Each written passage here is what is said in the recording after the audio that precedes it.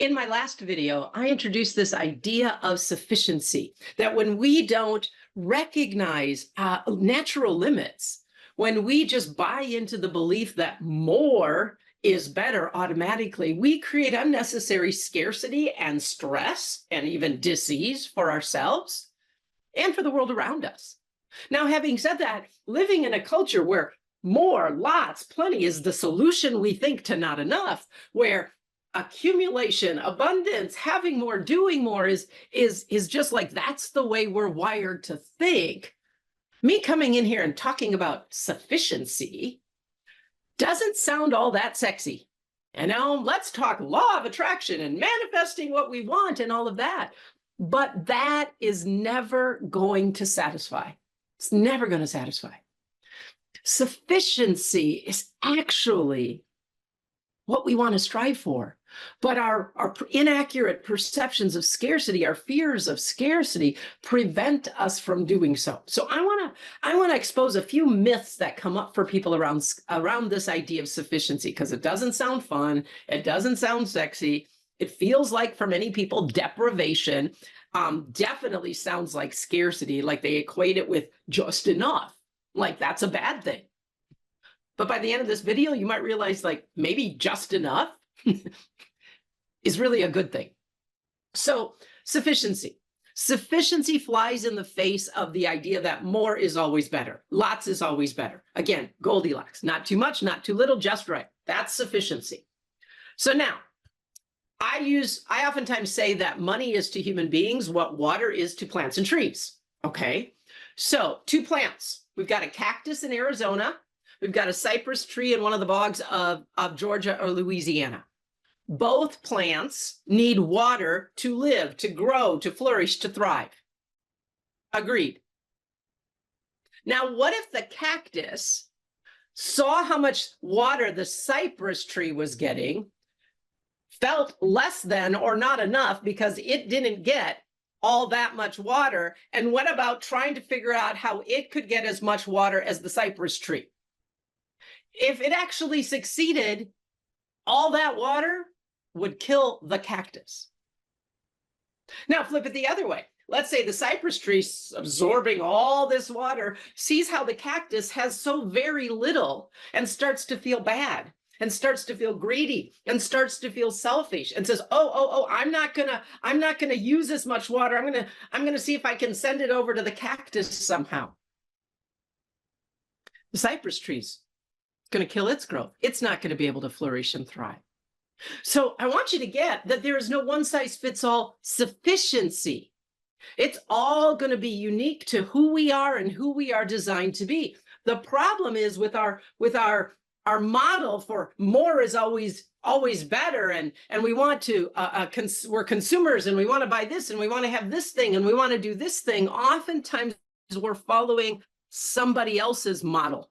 Sometimes even marketing's model, okay, instead of our own design. So sufficiency is the cactus having exactly the just enough, just right water it needs to grow and mature and blossom as the cactus it's meant to be. And the cypress tree needs a lot more water for it to be what it was created to be. And neither are bad or wrong, they're just different. Now, let's take it one more place. I just recently transplanted the little tomato seeds and seedlings that I started back in April. I transplanted them out to our garden. Now, when I first started growing them, put the seeds in the little capsules, they didn't need much water at all. I just misted a little bit on them every day. And then as they started to get a little taller, I gave them a little bit more water. And then when I planted them out in the garden about this tall, they were getting a little bit more water. Now, come August and July, if we don't get rain, they're going to get a lot more water. Because sufficiency, that just enough, just right amount for you, for me, is not only going to be a function of who we were created to be, the unique plant, human being we were created to be, it's also going to be a function of where we are in our own growth and development. I give the little seedling the same amount of water I'd give a tomato plant in August, It's never going to get to be that tomato plant. Similarly, if I go tomato plant, you're so greedy. Why do you need so much water now? I'm just going to give you what I used to give you. That's not going to work. Sufficiency is not this place of scarcity and deprivation. It's not this drudgery like, oh, I'm sufficient. It's, again, it's the place of true abundance and well-being. And if you look around at so many problems that individuals are facing in their relationship with money, be that they're in debt or they don't have savings, etc., a lot of it can go back to they haven't learned how to recognize and honor sufficiency. They can get caught in more. Similarly, there are people who won't, they're like the cypress tree, but they're acting like they're a cactus and they won't absorb what they truly need to grow and thrive. Okay? But if you look around at the problems that are happening in our world, a lot of them, environmental, social, systemic, financial, collective, and individual, all goes back to we as human beings haven't learned this important principle of abundance. We haven't learned the lesson from those stories of Goldilocks. Not too much, not too little, just right. Learning how to practice sufficiency, to recognize sufficiency as the access point to true abundance for everyone, that's something I'm really good at.